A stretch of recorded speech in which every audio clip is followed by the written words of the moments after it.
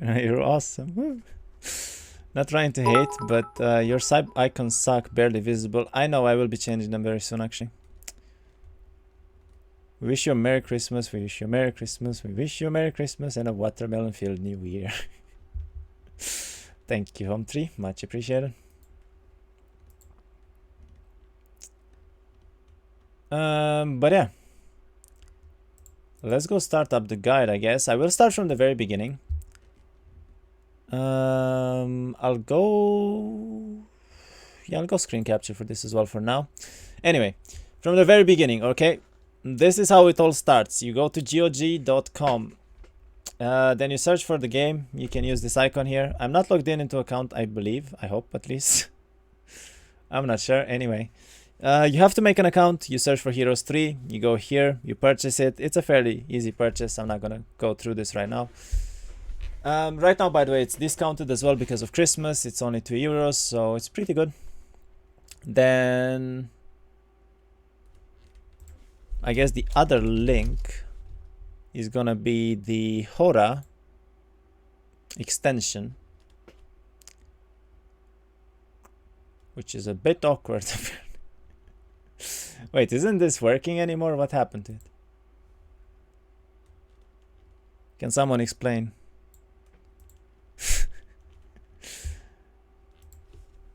Hota Heroes 3 expansion. Excuse me. Should these heroes be bought? Heroes 3. Just Google Hota and you're good. One of the Abyss, download Heroes 3.5. Is this the one? No, this is In the Wake of Gods, actually. I need to change the link, I guess. Heroes 3, Wog. Huh.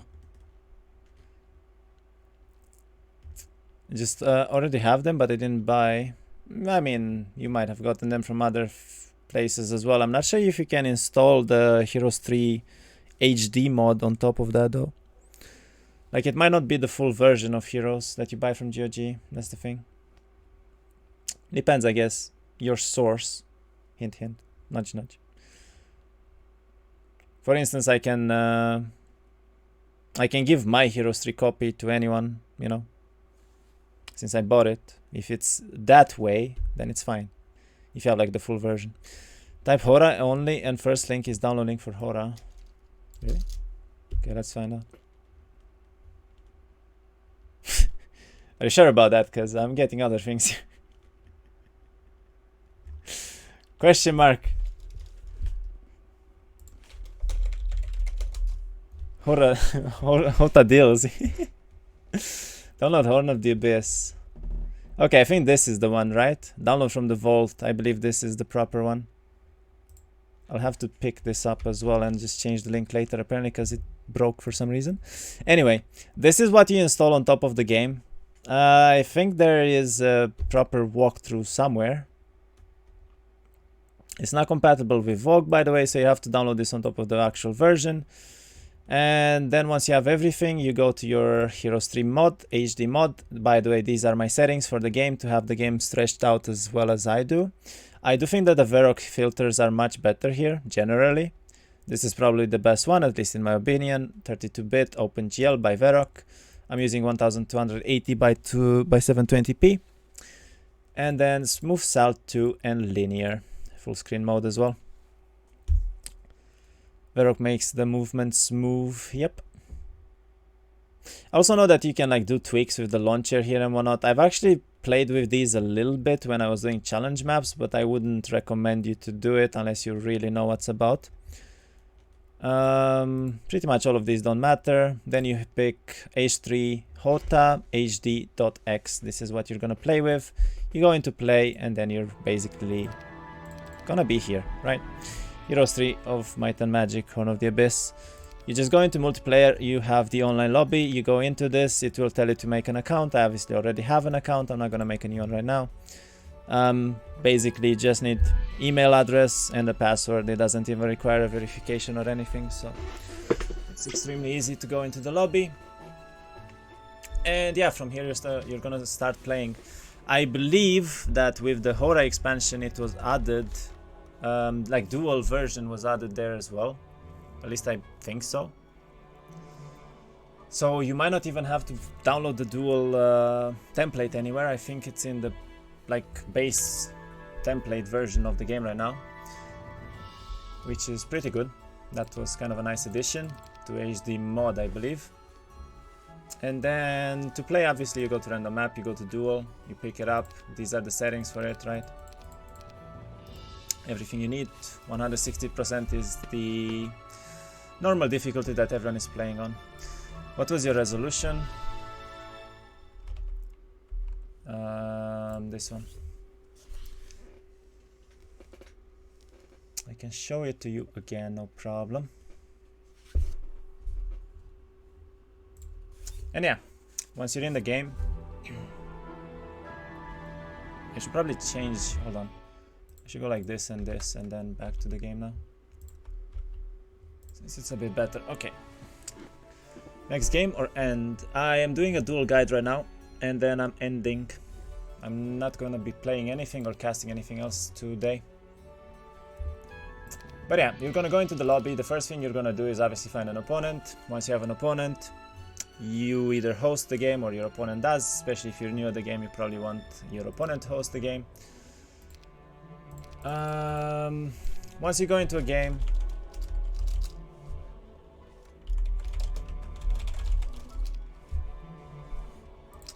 don't try to do that passer, by the way. I just spammed the random thing here on the thing. So much for 12-hour Christmas stream. I mean, didn't plan a 12-hour Christmas stream, just a longer one. But yeah, once you go into your lobby here, you're obviously gonna do these settings. You're gonna go to show advanced options, PvP options. This is very important. And then here is where you do the gold transfer. You're basically gonna generate a town pair, random versus random. This is how we do it.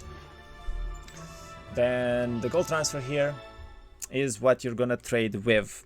Since we picked 160% expert difficulty, that means that both of the opponents are gonna start with 10,000 starting gold. By the way, the timer for Duel, at least the most used one, is 2115, and you can pick this by going chess, start plus turn plus combat.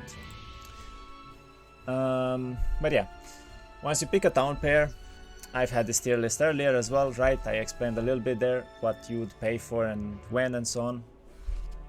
But basically you're gonna trade from your starting gold for the town that you prefer playing and the hero that you prefer playing, right? By the way, don't look at that tier list. I'll update it later when I post it to YouTube. That's a previous version. There is also chill option timer for newbies at 2, 1 and 30 seconds. Yeah, I think the 30-second battle timer is the chill option. Or like the 130 per turn as well is pretty commonly used. Anyway, let's say castle versus conflux here. You're most likely gonna bet probably for castle for like 2k, 2.5. I do think it's a preference bet as well. Basically you go conflux, that means you're gonna go very aggressive. If you go castle, that means you're gonna go for the late game, right? So that makes a lot of sense.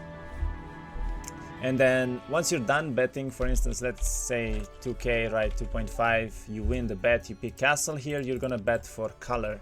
That is the second bet that is done in every online game, pretty much, especially like every template as well, right?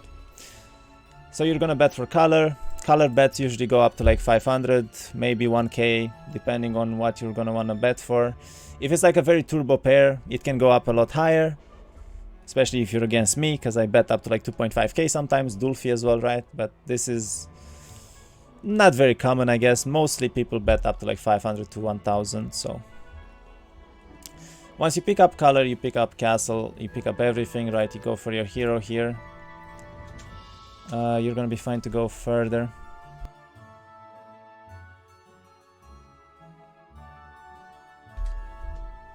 Wait, you look way different on YouTube and it's only 6 months. I mean, I didn't have a beard. But yeah. I do not know if I should go into a game and try to explain things, or if I should try to make like a list of everything that I think people should focus on from the beginning. I do think the list is a lot better, because if I just play through, then it's the same as playing through a normal match, right?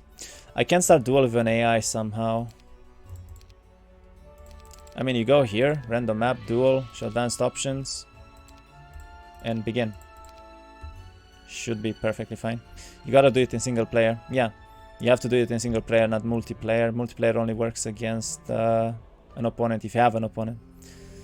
How much color affects your gameplay? It is pretty heavily reliant on the town that you're playing. So for instance, let's say you're gonna go into a town pair that's like dungeon versus rampart, right? Both of these towns don't have like crazy good tempo.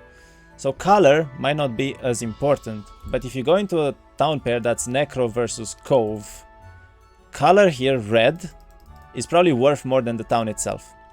Because as red, you're gonna be able to double push middle, and that entire early tempo that your opponent has as well is gonna be kind of ruined because of it, right? So it's very important when the town pair is very turbo to go for higher red. Red is obviously what you're gonna pick in case you wanna go turbo, in case you wanna go for an early push. But yeah. I honestly think I shouldn't play a game. As I said, if I do play a game, then it's basically just me like doing whatever I do usually, right? It's harder for me to explain things. So I'm gonna start by what you should focus when you're first going into the game. And number one is understand the game you're playing. Alright? This is like the most important thing. It still applies to people, even like me, like 1000 rating, right? I'm still learning new things every day about this game pretty much. The amount of information, honestly, in Heroes 3, especially a game that has been out for like 20 years now, that people don't even know yet, is absolutely insane. So everything you learn about the game is very important and it's gonna help you later on. At first, you should learn every unit, every town, every hero. That's like the 3 things that you should always go for. Type up on the screen so we can do a screenshot at the end. I mean, I can maybe get like a notepad out or something.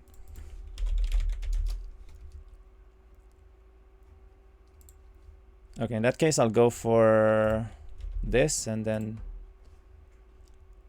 this.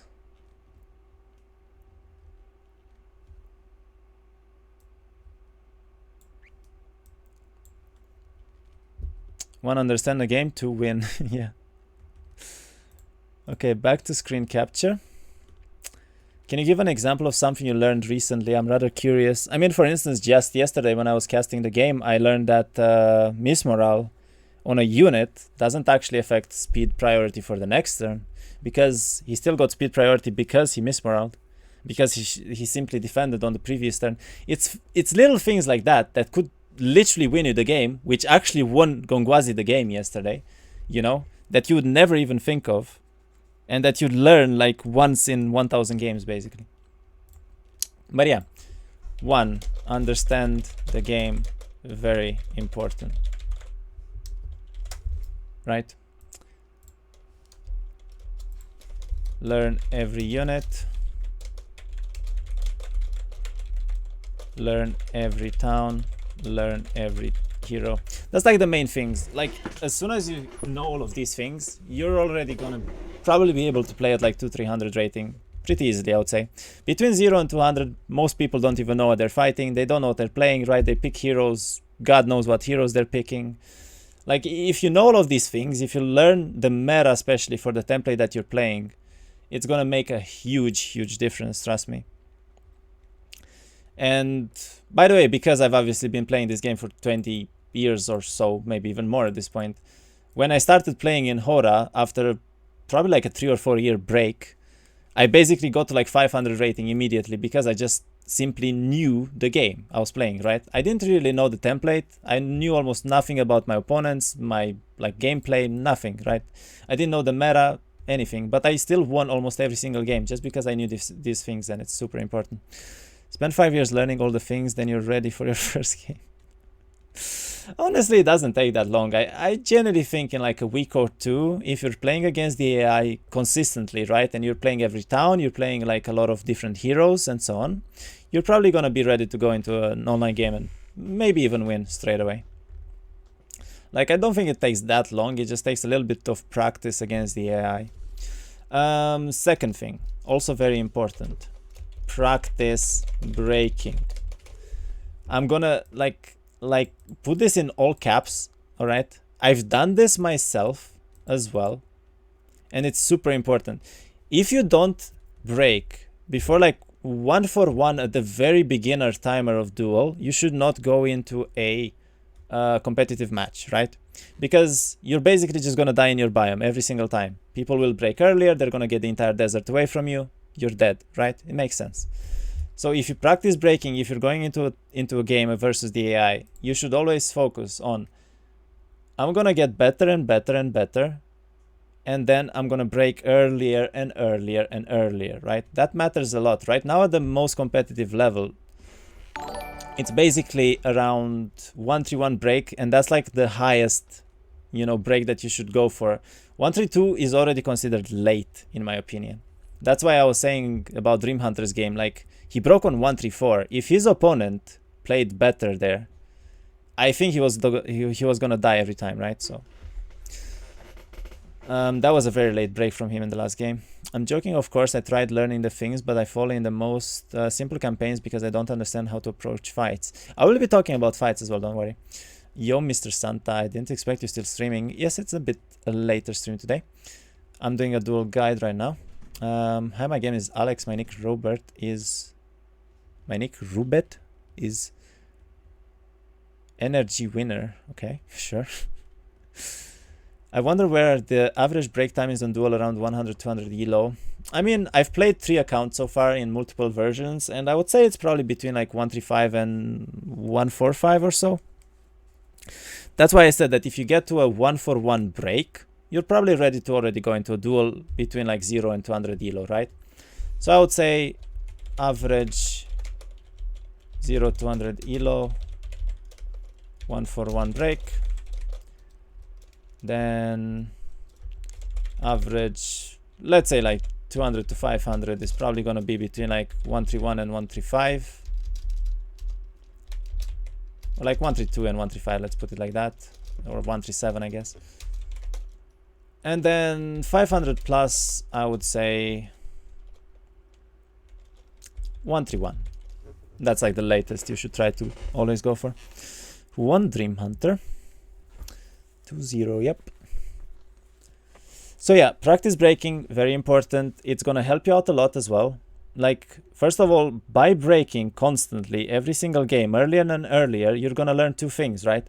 1, how to do fights better, how to take fights better without losing everything. And 2, the minimum amount of army that you need to break into desert. And that's very important because some games you literally just want to break, right? You don't care about overstaying in biome, you don't need more boxes, and that's gonna help you out later on by knowing that, okay, if I have a castle town, for instance, I'm playing Adelaide, I have force field, right? You can basically break on like 100 to like 150 marksmen. You don't need anything else, right? If you don't know that, obviously you might have that army, and you're gonna go for, let's say, another 5 to 10, 20 boxes in the biome, thinking that you don't have enough. Then you're gonna be like 5 days later, and you're gonna realize, wait, my opponent's at my biome break, and I'm dead, right? So it's actually very important to know the minimum amounts of army that you can break on, and obviously executing that break better and better every time. And this is something that I see a lot of people, even at the highest rating, going for, right? Like I've said this even yesterday, I think, when I was casting the Necro game, when I said that, okay, it's like 1 to 6. As Necro, you should already break. He had enough vamps. He had like 30 vamps or something. And I knew that he could do the break, but then he stayed until like 132 in biome. He kept farming skeletons and like vampires, and he waited for the 131 extra army and so on. And then he broke on that, even though it was already very easy to do it previously when he was gonna get a very big advantage there, right? So I feel like breaking earlier and earlier is obviously gonna help you a lot. Step number 3, and this is something that I honestly think is probably one of the most important things, and it's actually something that a lot of people at highest rating don't do either. I think this is extremely important in tournament games, and I genuinely think is the only reason why I'm performing as well in tournament games as well as in lobby games, and that is always focus. Focus in this game is everything. The moment you lose focus, if you cannot compartmentalize, like if you get unlucky or whatever and you just rage quit, right, you get tilted and you leave the game just like it happened previously, right, a few moments ago really, you just lose. You just straight up lose. Like, tilt in this game is one of the biggest factors possible, and I see this constantly. It doesn't really matter the rating, because at the end of the day, right, like, no matter what your rating is, you're always gonna get upset at something, right? It's human nature to get upset if you get unlucky or to get upset if you die in the first game and then you cannot play the second game and so on, right? Streamer says he's never tilting. I am tilting, but I can, like, in tournament games, I keep my cool a lot better, right? For instance, in the last series I played, I honestly had one of the most unlucky biomes I've ever played on that Soru game, including the fact that I didn't have Earth Magic until 1-for-1 in a tournament game, right? It was insanely bad, but I managed to compartmentalize for the next game, focus, and win, right? That's what matters a lot. And this also applies to many other things. So I'll say this. First, be able to get past a lost game / unlucky things. This is one of the most important things, right? Second, and very important, always keep track of what's happening. I don't want to really go there. I'll make this bigger, whatever.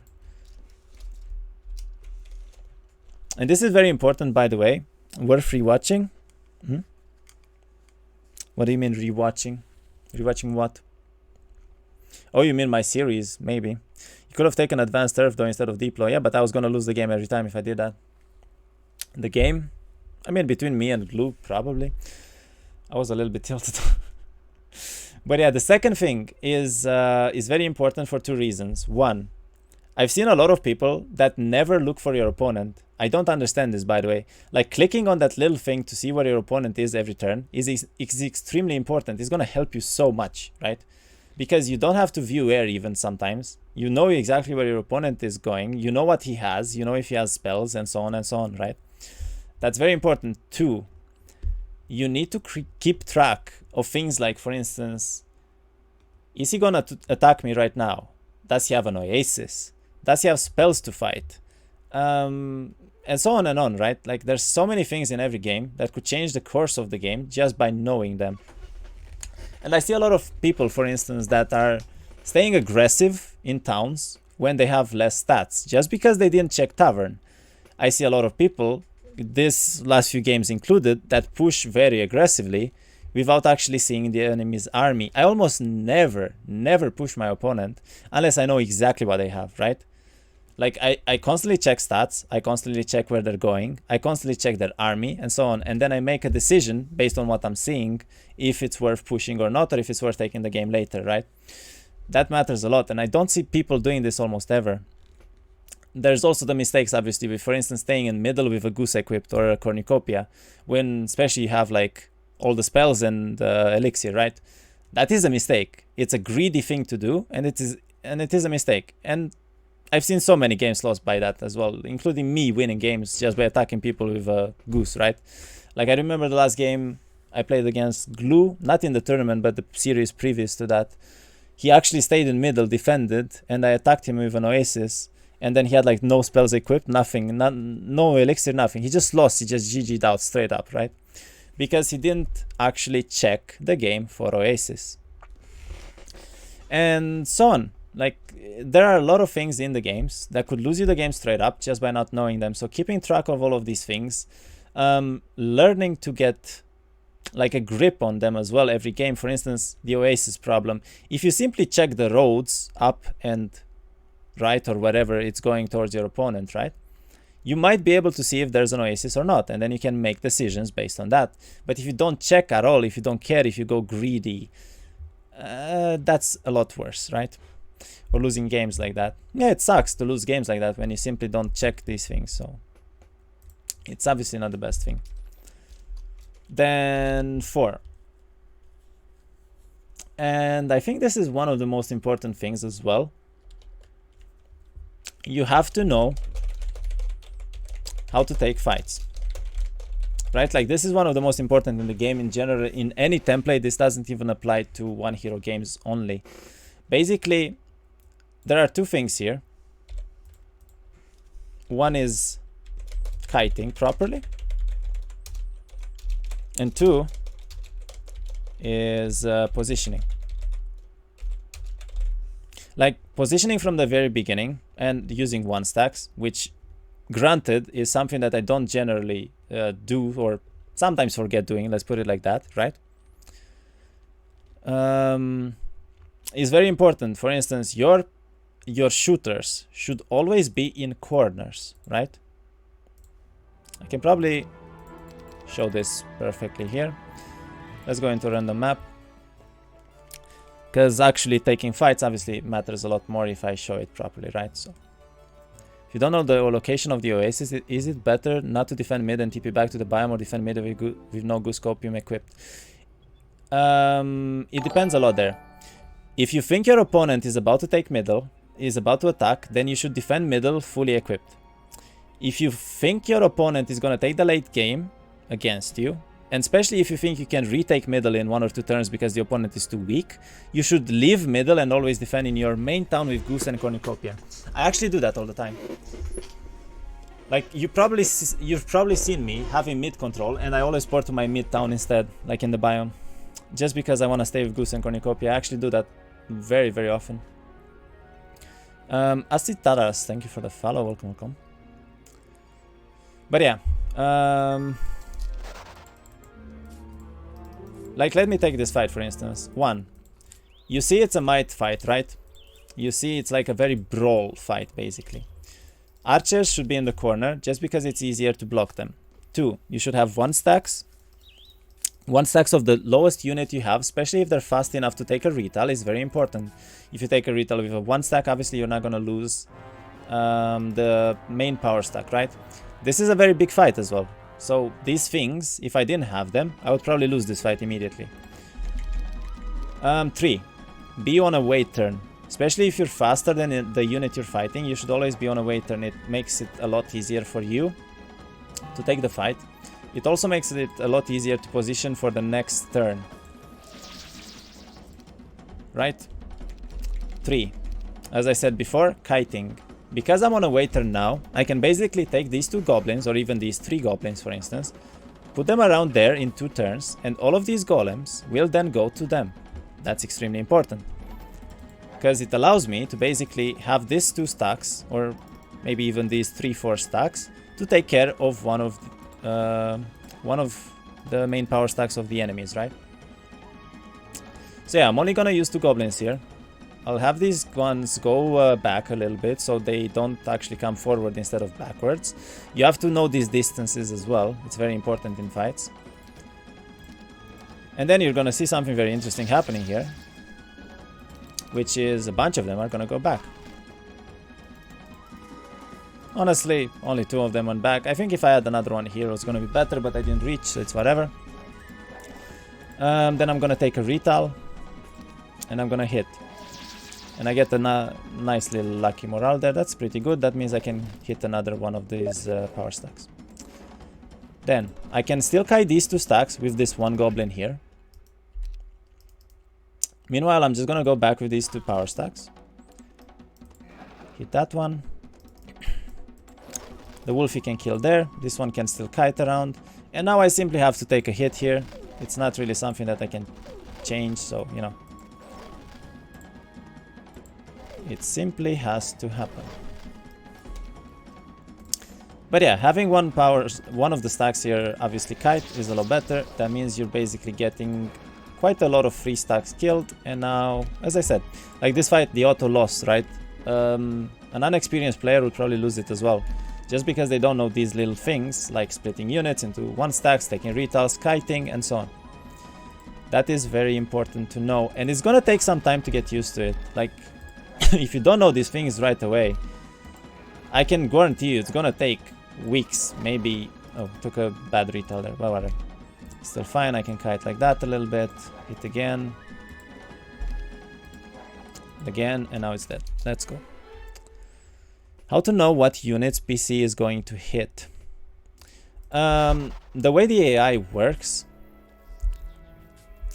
do you play auto battles or always do fights? If the auto battle doesn't lose anything, you can just take the auto battle, right? If the auto battle loses everything, then you're gonna obviously take the fight. Or if it's losing an amount of units that's not acceptable for you to lose there. Also, you should know, obviously, like from number 1, right? I said know the game you're playing, know the units that you're fighting. For instance, I'm not gonna go into the Silver Pegasi fight, even though I could most likely do it. I don't want to because they have speed 13. They're gonna hit all of my units from turn 1, and I would lose a lot. So the box here is not actually worth taking, you know? In that case, I'm just gonna push on the road and go towards my main town and just pick this up later when I have enough army to do it without any losses. But anyway, let's say I'm doing a fight like this, right? 1. Shooters do not have full shots accuracy unless it's, I think, at least 9 squares in between, right? So like the 10th square here is gonna have full shot accuracy from what I believe. 2, 3, 4, 5, 6, 7, 8, 9. I think that's it. It's either 8 or 9, I'm not sure to be honest, but basically if you wait, you see this one now does way more damage. For instance, it one taps right away, while the previous hit didn't even one tap at all. So that's a trick for shooters. And I kind of want to explain why you should have them in the corners as well. I will also explain afterwards. Wow, this is a Krelian. Holy shit. Damn, the skill tree I got here. Interesting. Okay, this looks like a... it's blocked off though. Need to find a different fight, I guess. This is like the best Krelian I've ever had in my life. Oh my god. Krelian new meta, what? That's also not a good fight. Explain this. Come on, find something. Can I not use all my luck on an explain guide here, please? Oh, that's a good fight, actually.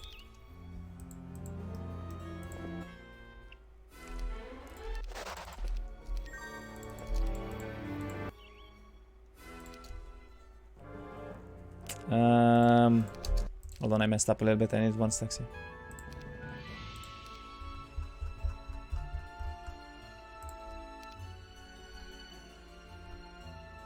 By the way, you have a battle save usually.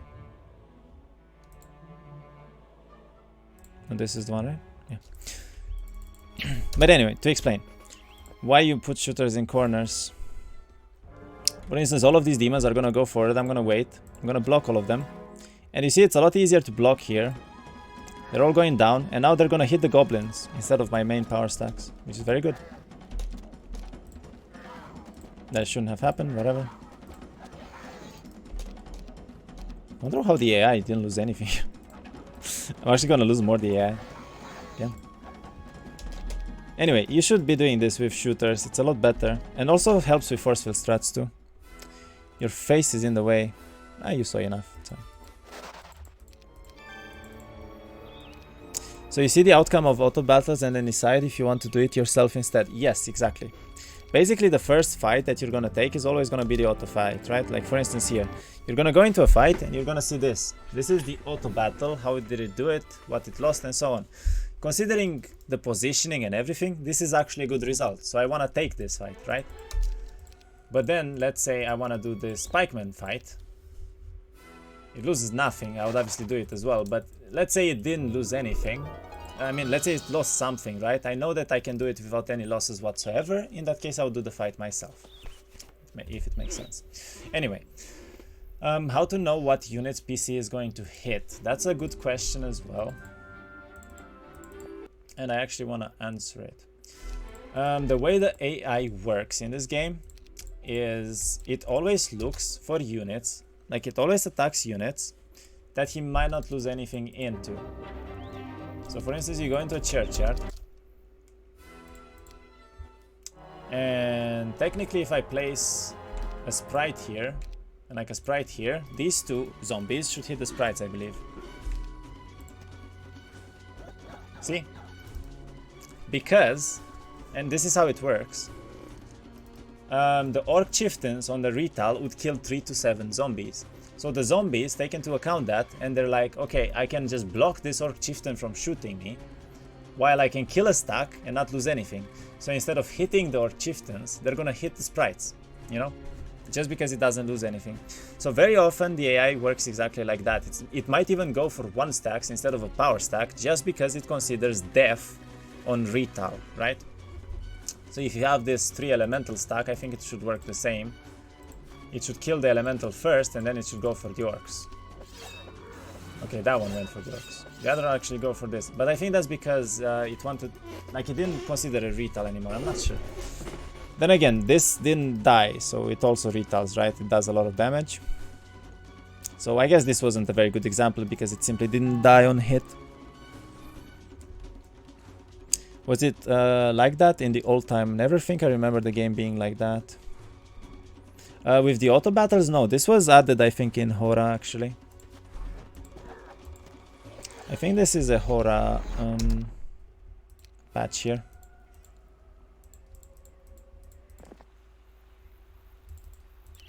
But yeah, what else can I explain about fights? I mean, if you guys have any questions, feel free to ask now. Like, what would you like to know on how to do fights better or whatever? Because I feel like I covered most things, right? Have 1 stacks, have like positioning better.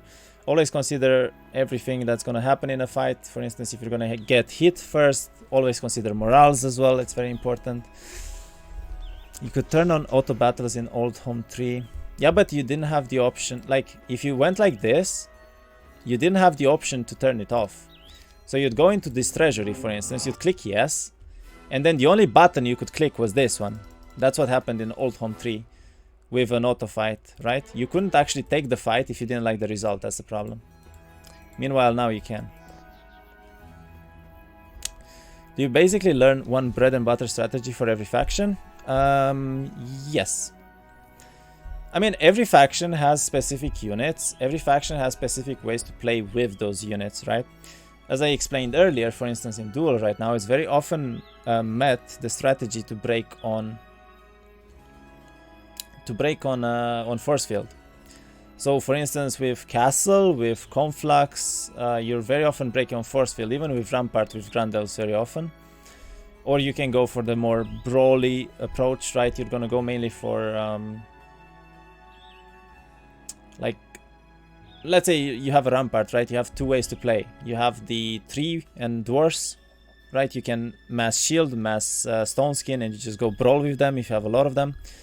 Or you can go for the other approach, which is you get a lot of Grand Elves, you go for dwellings, you go for a break with force field, right? And you basically do the break for free. How do you fight 49 lizards on road with 40 skellies? You fly over them. You see? Big brain. Maybe you can talk about whether an object is worth to take or not, considering its closeness to the road. That's also a good question, but you have to think of what the object is. For instance, are you ever going to go for the Cyclop Cave? The answer should be no, right? Are you ever going to go for this Behemoth Crag? The answer should be yes. Now, it also depends when you're going for an objective and why. So let's say you're starting this map, right? You're not going to go for this because you're just going to lose everything in the Cyclops. That makes no sense. You're going to see a library, but you know, okay, I cannot go for the library until I'm level 10. So you know that you're going to come here later on within the game, right? So you leave this be. Then you go down, maybe you see a box here. If you can do that box, you're obviously going to do it because it gives you a big boost earlier into the game, right? So all of these things matter a lot about when it is in the game and what your game plan is. For instance, as I was saying earlier, you're not going to go for the Cyclop Cave because the main way to play with Stronghold is going for Behemoth Crags or Cliffness. Even though this is further away from the road, it's very likely a lot better objective for you to take. Based on your game plan, and by the way, this is something that I want to add here as well actually, which is have a game plan. And I genuinely think 99% of the people in this game do not have a game plan. I can guarantee you this, okay? Like, most people go into a game and they're like, okay, based on what I'm gonna see, I'm just gonna do, you know? Like, they're just going day to day and they never think of something better. I was considered probably one of the best players around age version because everyone knew that they should never go into a late game against me because I was one of the best people in late games. And the reason for that is I always had a game plan. I would go into a game and I would immediately know, okay, I'm gonna play this game, I'm gonna grab both behemoth crags, right? I'm gonna build behemoths on like week 2. I'm gonna get like treasuries here, here, and here, and here, and so on. Then I'm gonna go for bunker, I'm gonna get an all spell box on week 3, I'm gonna break on 1-for-1, and like I have the entire game plan for the entire game set up before I even start playing, you know? And this is just like one of the scenarios, right? Every town has their own game plan. So, you know, it matters a lot to go into a game and knowing exactly what you want to do in that game. For instance, let's say I'm playing, I don't know, just pick a town, honestly. You guys just pick a town. And I'll make a game plan instantly for it. Is game plan biome dependent or should you have plan going in? I think you should always have a plan going in that can change based on the biome you have. Fight with AI is clear, I think. Maybe later you should say more about the final fights, but for now I think it would be great if you actually played the game and showed like step by step. Alright, I mean, just pick a castle. We have a castles over. I guess I'll play castle, sure. Makes sense, because game plan there is important, right? Are you aiming to regen mana every day at the end of your turn in the biome? What's the lowest amount of mana you decide to enter outside of the town? That should be dependent on whether you have expert air and expert earth. Basically, if you have expert air, then you want to double DD every turn. That meaning that you can double DD plus 1 teleport at the end of the second turn, so you should always have at least 52 mana remaining. So you can use those 2 DDs plus 1 teleport at the end and regen mana again on the third turn. If you can have at least 52 mana, then you should go for it. Also, a very specific scenario where you should maybe enter with lower mana is if, for instance, you see a really good objective that you need to take. For instance, if you're going for, I don't know, a castle build, right? And you see a stockpile next to a pog at the edge of the biome that you wouldn't reach otherwise, right? In that case, it might be worth just to spend like a dead turn there just to take those 2 objectives to be able to build a pog on day 7 with 2 dwellings instead of 1, right? It makes sense in certain cases to have like lower mana in the dead turn. But I would always aim for at least 52 mana for a double DD plus 1 teleport back. And that's if you have expert air plus advanced turf at the very least. Okay, we'll play a castle game, I guess. I'll go for a proper hero here, so I'm actually playing this properly. You always go resources on castle, and I guess you would technically maybe pay sometimes, sometimes not, I guess, but whatever. I'll go higher timer just so I can explain things, and yeah, going into a castle game right now, as I explained earlier during the tier list as well, you should always go for Archangels. On week 3, on 131, you wanna have 1 Archangel build in town with at least, I would say, 1 pog. That's like the main reason you're playing castle, right? Angels. This is it. Like, the only time this changes is, for instance, if you're fighting like a Necro or a Tower Soulmare, for instance, and you know that they might be in your biome on like 135, right? So in this particular scenario, if I was fighting a Soulmare, let's pretend I was fighting a Soulmare here, I would actually not really consider going for Angels until I have the perfect biome for that. And from the very beginning, my plan for the game would be the following. I would get out as fast as I can out of the bunker. I would probably not even pick up this ore pit since it's too far away. I would play the game through and I would see how many boxes I have. If I consider I have enough boxes to break on and enough boxes to do fights in the desert with, for instance, a bunch of monk boxes, a bunch of crusader boxes is already enough, right? If that's the case, then I would probably skip angels entirely and just go straight desert and just try to get as much control as I can over my side of the map, right? Because if I give up that control to the Soulmare, or the tower player in this case, then he's just gonna take both of my desert towns. I'm gonna have no resources, no gold, no time to build angels, and I'm just gonna die. Can you explain what you look for in the bunker? You're gonna look for in the bunker 1. Control scrolls to be placed well. 2. Knowledge to be placed well. 3. Have a good gold mine diplo. 4. Have a good well. that's pretty much it. And by the way, you should always go on like 1 unit here, or 3, doesn't really matter because it makes you faster. You should always go with the fastest unit you have. In this case, this bunker is actually looking amazing, to be honest. I have the control scrolls in a good location. I have the knowledge in a very good location. I have archers on my gold mine, which is the best deploy you could have as castle. And I have a not amazing well, honestly, like here would be a much better well, but it's still in a very good location, right next to the town. So in this case, I would probably go like this. I see a rally flag, so I know that I'm getting extra moves. I can even pick up the archers right away. I might even make, I didn't make it into town, but I can go back and keep grabbing everything here, right? 5, get error from hut. Yeah, if you're a god gamer, you can always go for the error from huts as well. By the way, this Pandora box is extremely important for mages, and I definitely recommend you picking it up. It gives you force field, it gives you air shield, it gives you teleport, and these 3 spells are absolutely 100% needed to play the game.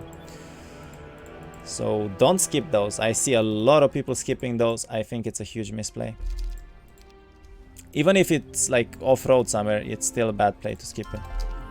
But yeah, because I have this well in a good location, as I was saying earlier, I can basically return to the town, I can make archers, I can even upgrade them, I can buy the rest, and I think I'll just go like this so I'm not slowed by the pikeman. I can grab this and I can get straight out. And because I cannot teleport on the road, I will actually pick up the hut, which, by the way, it's a preference thing. I always prefer to pick up the huts because it gives you knowledge of middle, but that's up to you. But yeah, you're gonna pick up the hut, you're gonna get decent skill, but not really decent after all. As Adelaide here, you know that you're most likely gonna roll into Diplo, so it doesn't matter too much. I also don't recommend skipping the towns here. I've seen a lot of people doing it, Dulfi included. I should also not taken that auto there. And by the way, I think I will pick up this logistics. It's early enough to do it, and I think it's worth it. That was a good auto, I didn't lose anything. I can go inside the town, I can get myself mana for the next turn, and now I can keep going. Now, technically I should stay on the road here, but because I see this is pathable, and because I see a good objective, I'm actually gonna go for that instead. So I'm gonna go here, I'm gonna pick up this ore pit, or pile, since I know that I didn't pick up mines earlier for tempo. I roll into earth as well, because Adelaide is beautiful sometimes, and then yeah. This game is already looking pretty good. I'm gonna go for this as well, since again, I do not have resources. Any fog added to the game nowadays? What do you mean by fog? Seriously, how can I get like the perfect skill trees 2 times in a row now? Can this happen in real games, please? Yikes.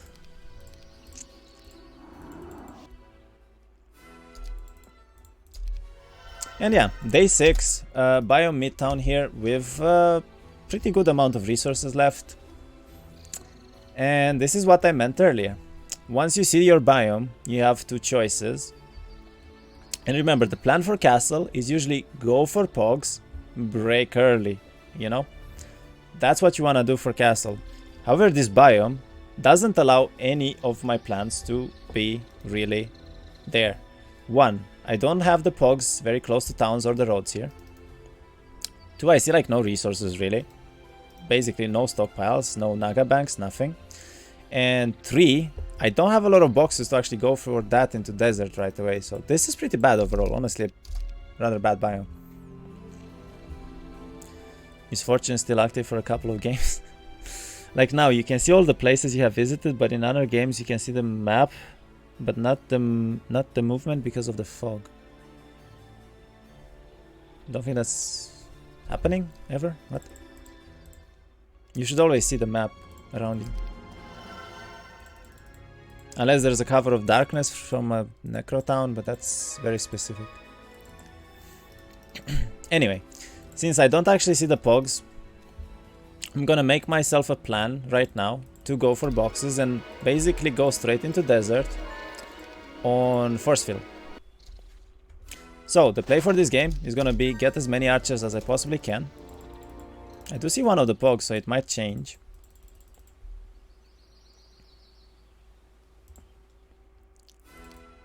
Did they morale? They didn't morale.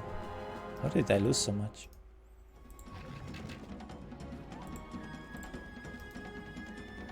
I should be force fielding here.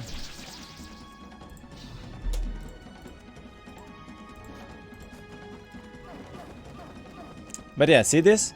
This is why you pick up that box, by the way. And here's a very specific scenario. I'm dying a little bit, hold on.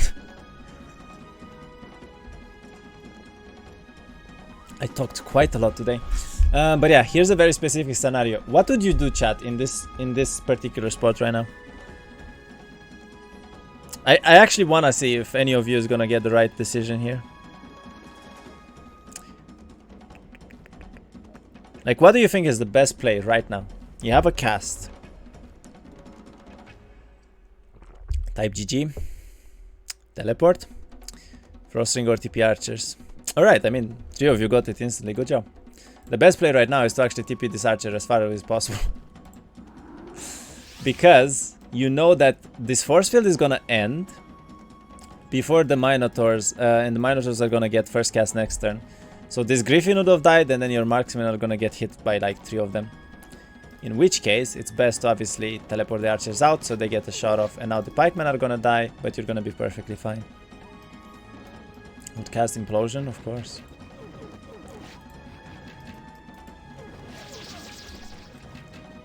And yeah, lost the pikemen, killed all the minos. What do you know what's in the boxes? How do you know what's in the boxes? Isn't it random? It's not random, no. All these boxes have a value. So for instance, this box was guarded by 19 Mino Kings. I would assume that's probably Crusaders. Crusaders or maybe Griffins. We'll see next turn.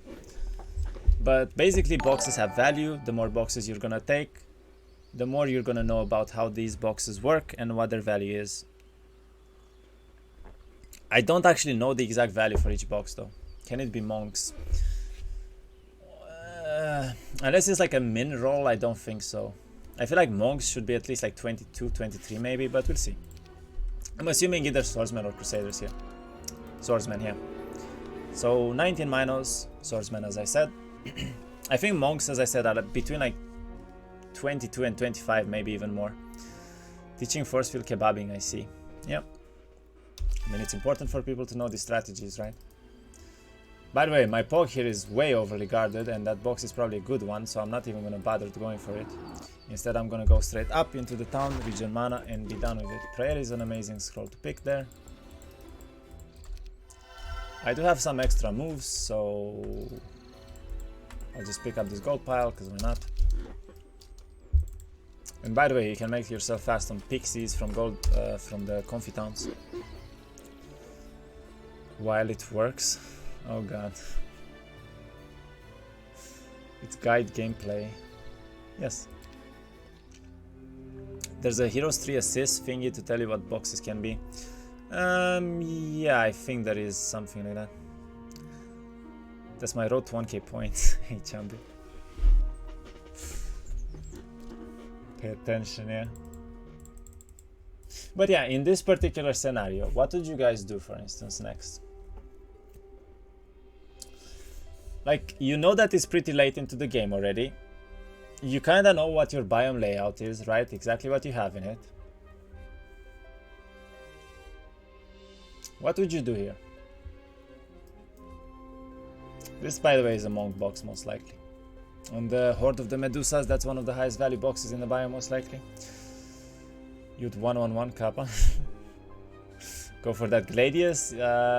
Potentially, yes, you have advanced turf already. By the way, there is a Kyraha here as well on the Nomads. In private lessons with Dream Hunter. Take last down or check guard? That's probably not the very best play there. TP mid and take more boxes. I mean, honestly, in this very particular scenario, what I'm gonna go for is the university. Since I do not have a lot of resources, I think picking this up is very important. Go University, you said it too late. Doesn't work. Also, I can check this box here, but I probably don't want to take it right now.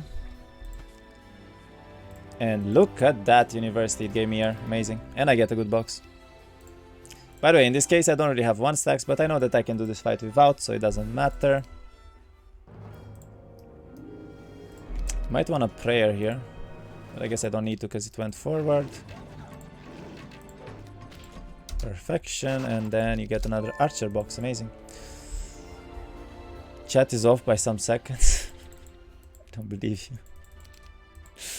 But yeah, by the way, in this case here, because I had a well on the way, I'm very much able to stay outside for 1 turn. Sadly though, I would love to go for this Cyclops, but I don't think it's probably the right play.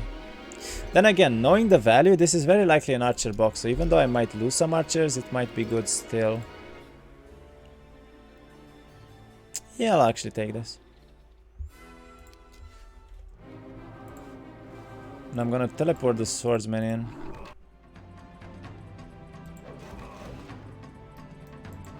Lost one.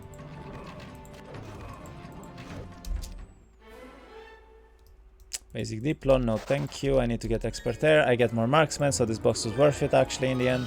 And now I can go for this next turn, grab a lot of XP for expert air as well. But yeah, knowing this biome so far, I do not think that angels are ever a correct play here. I don't really have the resources for them. I do not have the timer for them either, unless I want to overstay in biome for a long time.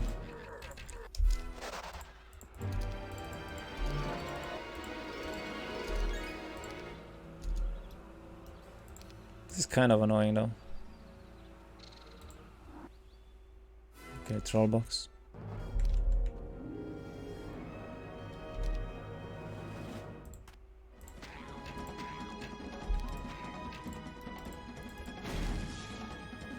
Are you ever be top 1 Hota? Who knows, maybe one day.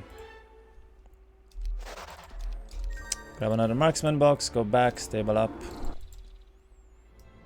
Can stable up. F. No wood. I need wood. The eternal issue of wood.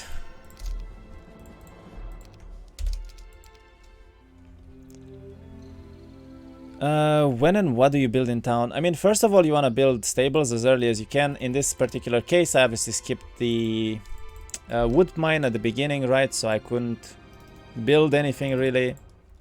But right now, I know that I have a good box there. I can also take some pikemen with me to teleport them in, so I don't lose too much here. And yeah, I'm gonna go for this. I see the second pog as well now.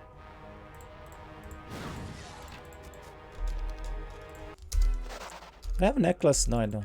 Why am I so fast? Actually, I think splitting up is better here.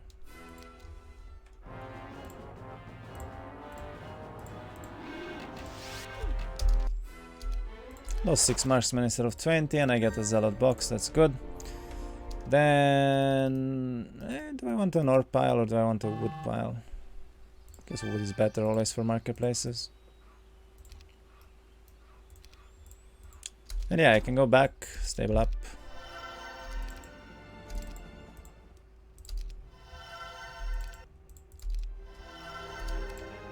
And because I took the decision here to not go for angels, as I said from the beginning, you have to know these things, I'm gonna try to actually break next turn, I think. So, my plan is gonna be to pick up the Gladius, and immediately afterwards, by the way, the Zealots are faster, so I should make myself fast on them. Immediately afterwards, I hope I get expert air, and I can break. Your Q enter timings are nice. Mine?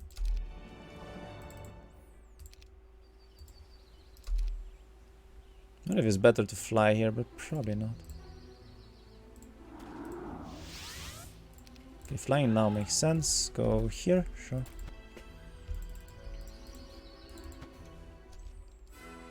Wanna take the Kyraha because I do not have any spells to use the Kyraha with. If I had the Chain Lightning or a Meteor Shower, that would be the correct play, yes. But since I don't have anything, it doesn't make any sense, right? Like, why would you go for this Kyraha right now? When you're looking at your spellbook. you're gonna see what? Magic Arrow and Frost Ring. Are you gonna Magic Arrow the break? You're never gonna do that, right? By the way, I have 0 defense regardless what I equip. That's kinda nice. And because I know I need Expert Air, I will actually go for this treasury here. Sadly, I don't think I'll be able to get it. Yeah, it was a small one. In this case, I'm gonna chill here. Also, I see the library, so actually staying here is not too bad. Make myself fast. DD into the library, and I find an aggro break. Probably the giant break was doable as well, by the way, especially with air shield. Then you fly. Sadly, I only have one. I only have one force field for this break, by the way, which is not going to be great. I want the Zealots to go first. No, I actually want the Archers to go first and the Zealots to move. Reason for that being is that the Zealots have the same speed as the Naga Queen, so they're the only ones that can actually force field on turn 2. And I'm going to take a big gamble here and not force field turn 1. If these morale right now would have died, technically. But I took a gamble, I waited, and now I might win the game instead.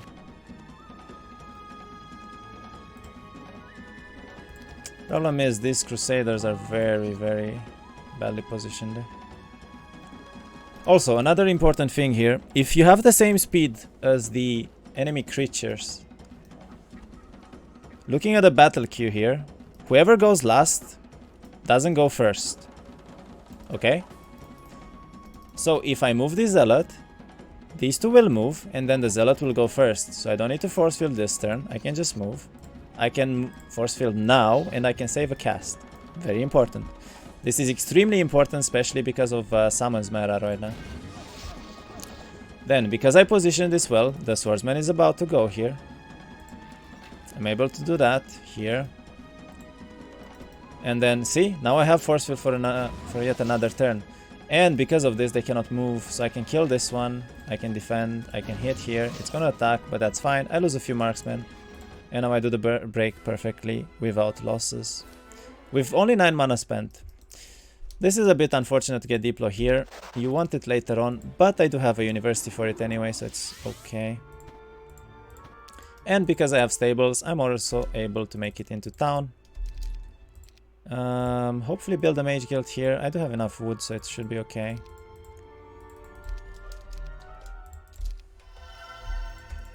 And there we go.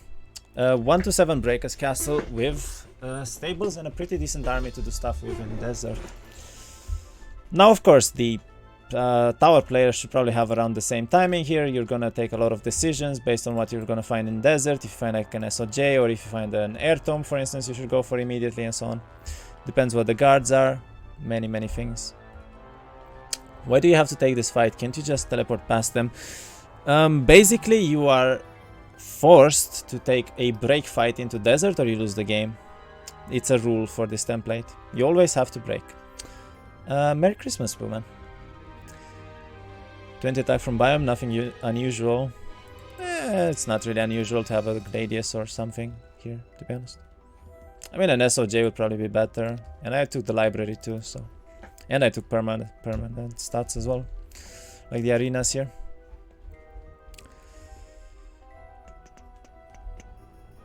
You can get defense in this game? Yeah, apparently. But yeah, from this point forward, as I said, it's basically mostly desert gameplay. You're just gonna enter and you're gonna get yourself stabled up again. And that's pretty much it. Also really want one crystal, but I have no wood to upgrade the barracks here. Whatever. Pick some pikemen as well for meat. Technically, I would probably go for this Cyclop King if I saw a lot still, but since it's Horde, it's too many, so I would leave it there. The Acids are potentially pretty good fight for the Lion Shield. I could also go for the Kyraha now, since I already broke into desert, obviously. Makes a lot more sense, but seeing how early I broke, honestly the best play is to probably just go straight to middle here. And because I actually see a nice little golden bow, I'm gonna pick this up. Could have picked up archery there as well, but doesn't make a lot of sense. Mr. Streamer missed my question.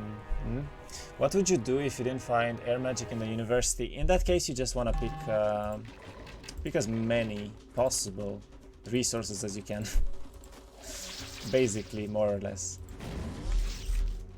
If you don't get lucky with your skill tree, then you're just gonna go for a sawmill, you're gonna go for the comfy town, and instead of building a mage guild only, you're probably gonna build a university as well at the same time.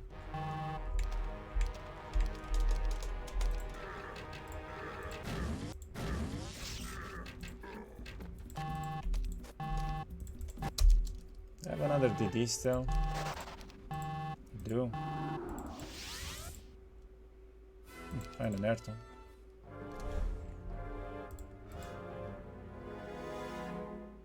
"41 mana, 32 mana, so I can technically DD and TP same turn, so this I can actually afford. Lose a little bit less army, and let's go. I'm very close to middle. Nice bow wear. Yeah, thank you. Tom over on trolls, because it's me after all. This is a little bit of an awkward fight here. But honestly, at this point, once you find an air tone, pretty much no matter what you lose is perfectly fine, to be honest.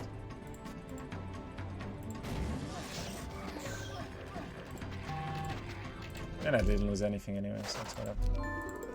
What is this town though? I don't get it.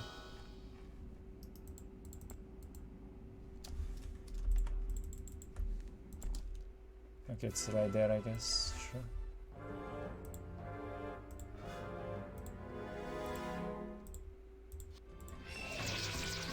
Never mind. But yeah. Middle, 132. Good stats. I can grab a shield now as well. Can make myself fast here. Should probably not do this ever. Yeah. Whatever. At this point, whatever. It's fine. I mean, I spent some mana here that I shouldn't have. But anyway. Just wanted to point out some things. Type GG. Yeah, at that point you type GG. I mean, I'm not gonna play further because it's pointless, right? I have an air tome, I have everything. If you take desert mid and you see your opponent much weaker, do you push him or farm desert? Depends on the situations. If the middle desert is very strong, if you have a lot of objectives to go for, then you should probably farm middle. If your opponent is castle, for instance, you should always go for them. If your opponent is fortress as well, you should always go for them. What army would you build there? Well, because it's stronghold middle, you're basically just gonna go for as many boxes as possible within the desert, and then you're gonna build behemoths, double behemoths probably. If you have one Azure, how do you break if the guard is 3 stacks of 6,666 magos? No, it was a fairy dragon, not a mago, not an Azure. Come on, Ryan, know your challenge maps. But yeah, anything that I wanna talk other than this? Anyway, on the 5th subject here. The game plan for your game should always be either one, dwelling games, okay, when you're going for dwellings. For instance, Fortress goes for this a lot, Castle goes for this a lot, Stronghold goes for this a lot, right? Or 2, you're gonna go for early tempo. If you go for early tempo, you don't wanna pick dwellings unless they're like right on the road in front of you. And in that case, you're gonna go for mainly boxes and permastats, right? Because you wanna take a fight early, that means you need army early, that means you need stats early. So those are the 2 main game plans to have within a game. And I think it's very important. Stupid fly, man. But yeah, other than this, what else do I want to talk about? I think I talked about pretty much anything, right? Have a game plan, how to take fights. I learned a lot, thanks. No problem, happy to help. Any other questions? I feel like I kind of covered most of it, including a gameplay, right? So there's really not much else left. Artifacts and what to build. I mean, Did I play a game? When did I play my last game? Let's find out. It was against Brabusser. Hold on, I'll do this. I want to show the main... What the hell am I playing? Right, do this and this. Okay. I will show the main meta artifacts right now that everyone is basically wearing. And there's basically two builds for that. One is the Ogre Fist build. One is the... Look, the one, by the way, this is the cheat code for permanent moves and archangels, which is quite helpful. Anyway, main artifacts. F. That's my recording going to hell, which is not very good. This is 1, this is 2.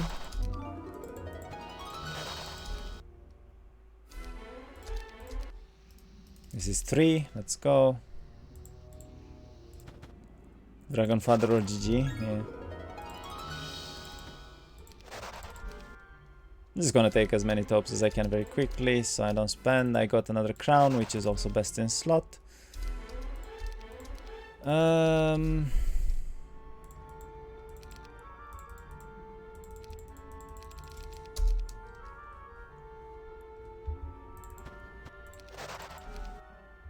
What a gamer. Okay, I got Kyraha too. I'm basically only missing shield pretty much, an elixir now, and an air tome, I guess. But yeah, these are the main artifacts that you should go for. This is also very important. Berserk Orb as well, pretty important. I mean, Berserk Pendant. And there's the shield and the air tome. Okay, perfect setup.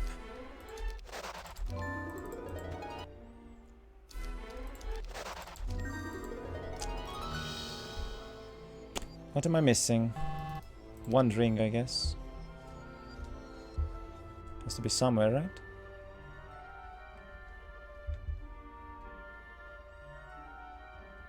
Should probably look for the Ogre Fist pieces as well, because I want to show that setup too. In this case, I will need this here, here, and I see the ring next to me. Elixir of Life, let's go. He's fought me for some reason.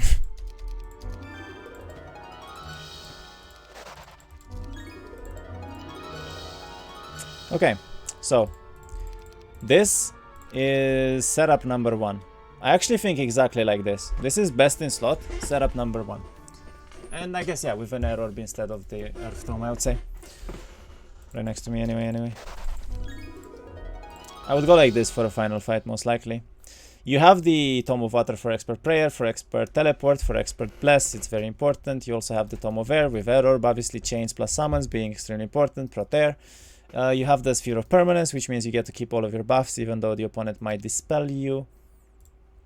And then you have the Angelic setup, basically without the +1, right? And this gives you a ton of stats, which means you have very high power, plus the Kyraha, and yeah, this is the best setup for early fights, all the way up to like 2-1-1, I would say. Then, second setup, what am I missing from Ogre right now? A club, I believe? I've seen a club anywhere. There we go. This is setup number 2. It's especially helpful, by the way, if you have an all spell box, because in that case, you can replace all of these with a fire orb, and you can go something like this plus -2 luck. Also very important to have -2 luck here. If you have wisdom, especially for mages, this is by far the best setup with a -2 luck artifact, I guess. And the Berserk Orb is extremely important for Ogre Fist fights, because you cannot obviously get berserked and hit yourself, because then you lose all of your units instantly. And you also need the Sphere of Permanence. This is a must-have for Ogre Fist, so you don't get dispelled. But yeah, these are the two setups. I can actually even... Fire Orb though, does it help so much? It does, it really does.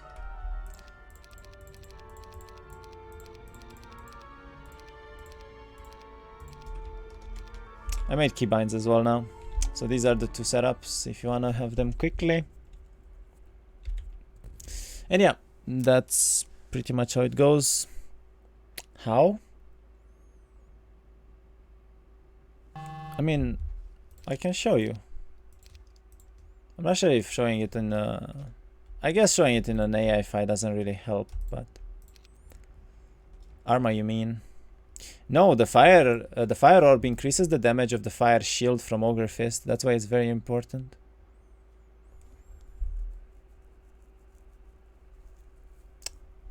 So your fire shield damage is gonna do like 50% more damage, basically. Didn't know that. Yep, the little things. Didn't think of that. Yeah, that's why I said that basically having wisdom, especially on mages, this is extremely important. If you have an old spell box and you can go with like this setup plus the -2 luck, by the way, also increases damage. If you didn't know, if you minus luck, you take the full fire shield damage in your face still. That's why it's extremely important to have minus luck when you're going ogre. I can't really see one anywhere on the map, so whatever, but... Oh, there's this.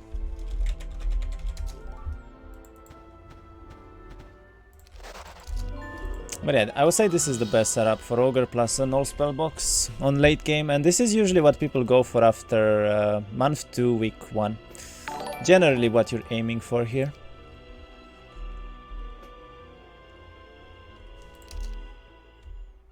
And yeah, anything else? Did I miss any questions? Where to learn fights, positioning and that stuff, especially in a way that you start doing it instinctively. That's basically you playing more and more games. And playing against the AI at first obviously helps a lot. Basically just take as many fights, then load, then try to do them better. I would say that's the best way. Side biome or middle debate? Side biome or middle? If middle is good, side biome is bad. If middle is bad, side biome is good. That's basically the debate, honestly.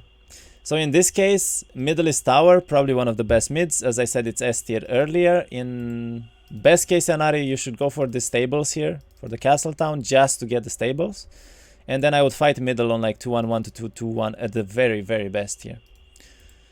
The Cove side biome here does absolutely nothing for you. I would never go for this, compared to focusing on middle. The only time you'd go for a side biome is if your opponent is extremely aggressive, doesn't give you a lot of room to play with, and you have to push them early. So you have to go for like a side biome for an all spell box as a mage on like week 3, or you have to go for a side biome because you see, for instance, an air tome there with the eye that you picked earlier, or an SOJ and things like that, right? That's like the only times when you should go for a side biome instead of going for the middle biome right away. The desert. Can you play from one of your last games and show how to fight in final? Show how to fight in final. I mean, the final fights are basically reliant on 2 things. 1, HP units. 2, speed priority. Speed priority can be very important. That's where obviously knowing every single unit in the game, you know, makes a lot of sense, because you need to know the speed so you can match it or get higher speed units with Diplo. 2 is HP fights. I can maybe try to show a game here. Let me see. I think I played... It wasn't Brabus, it was Perseverance.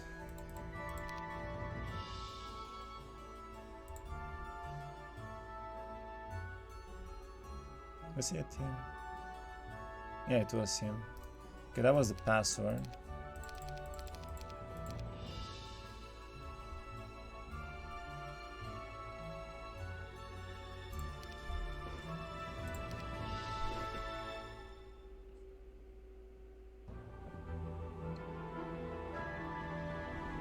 This is not in order.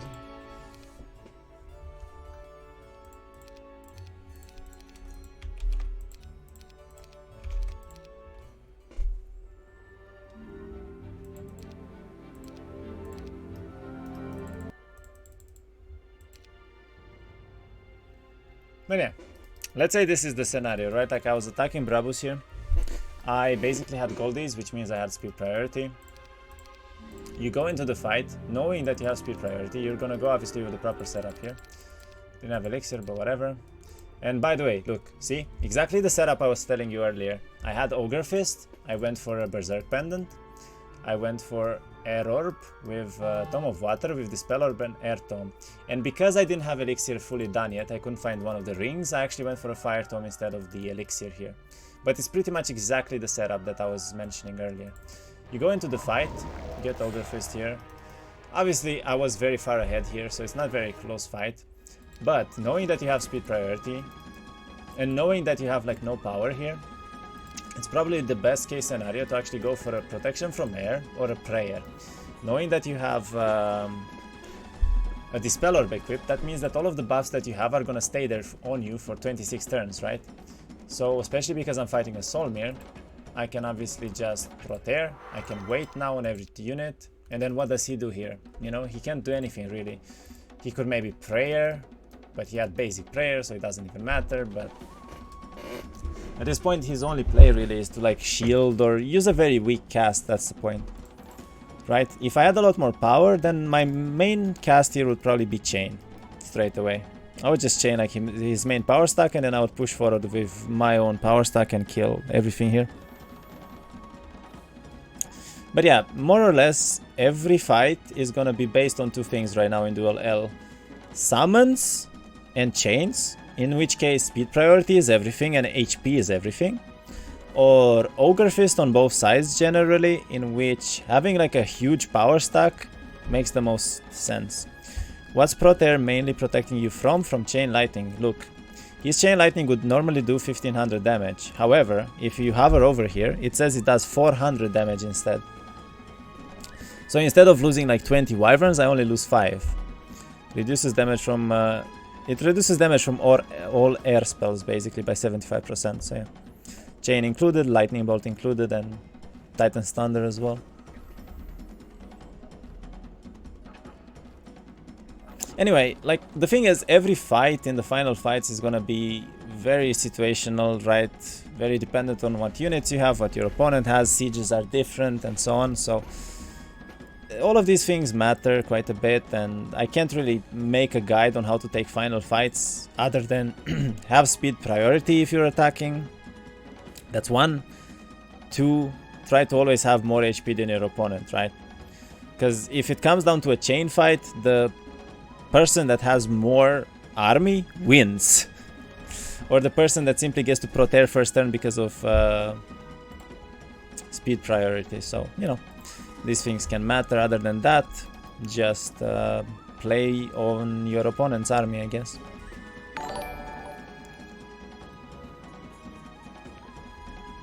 In this case, in this particular case, I think Brab was just GG'd out and realized that he has no chance of winning though, because I had Ogre, he didn't, and the stats were even better for me, so he could never win in this particular case. But yeah, that's pretty much it. 134 Monarchs. Yeah, this was a little bit high roll from me, I think.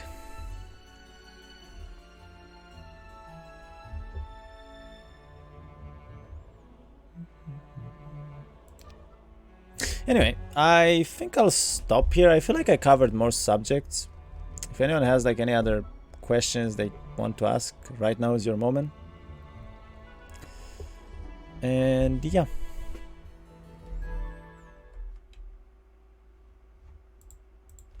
I guess I can put 6 as well.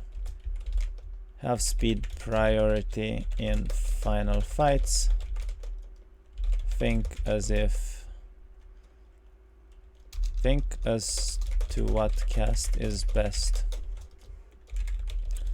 Usually prayer, Proteer, chain, summon.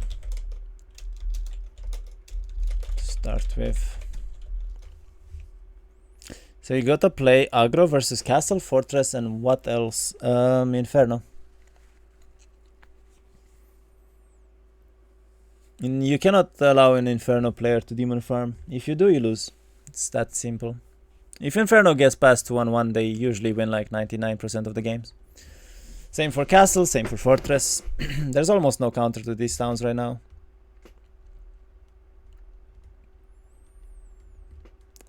What about after the game when you won and think you're the greatest, but really you're just a high rolling RNG scum? Then you just GG, thanks for playing, and your opponent blocks you. That's usually what happens to me. Can't help it. I'm sorry, I'm lucky. F. I guess it's easy to find out what heroes you choose in towns. I mean, the heroes basically are meta based and they're changing from one patch to another. But I genuinely don't have the time to do like a full hero tier list. That would take forever. But yeah, this is pretty much what I would go for. I think if you're doing all of these things, especially if you're going through the guide and you're understanding everything that I said, you're probably gonna get a lot higher rating overall. I'm pretty sure that if you know all of these things, you're already gonna get like 500-600 rating easily right now in the lobby. What castle is your favorite and which one is the best in Duel in your opinion? I mean, honestly, my favorite castle is Cove. I definitely enjoy playing Yovashis a lot. Probably one of my most favorite heroes all time. But right now in Duel, best is Fortress, and with it probably my highest win rate. So also one of my favorite towns. I genuinely think Fortress is the best town right now. Like Monarchs with Bro Guild are just insanely good. Especially if you get like 100, 200 of them in the later stages of the game. You one-tap everything basically. That was a cool guide, I enjoyed it. Good job on that. No problem, happy to help. Anyway, I will go back to this.